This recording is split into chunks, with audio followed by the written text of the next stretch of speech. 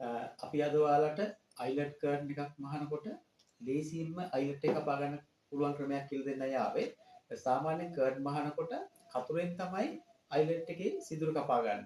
රෙද්දේ සිදුරු කපා ගන්න කතුරෙන්. එතකොට ඔයාලට මෙන්න මේ මැෂින් එක මේ හෑන්ඩ් කටර් එක මේක පාවිච්චි කරලා පුළුවන් ලේසියෙන්ම කතුරෙන් කරනට වඩා වේගෙන් ඒ කාර්ය කරගන්න පුළුවන් මෙන්න මේ කටර් එකෙන්.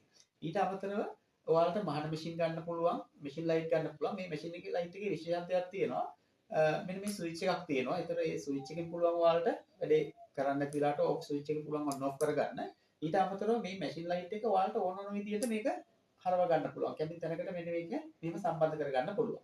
ඉතින් ඔයාලට මෙන්න මේ අපේ තුර්ලේ මෑන් මහත්තයනේ මෙන්න මේ සේවා ලබා ගන්න පුළුවන්. ඔයාලගේ මේ තිරේ දිස්සෙන අංකයට කතා කරලා මේ අයිලට් කටර් එක ගෙන්න ගන්න පුළුවන්. ලයිට් මැෂින් ලයිට් මහන මැෂින් ඔයාලට ගෙදරටම ඩිලිවර් කර ගන්න පුළුවන්. අපිට මේ පහළ තියෙන නම්බර් එකට කතා කරලා සම්බන්ධ කරගන්න.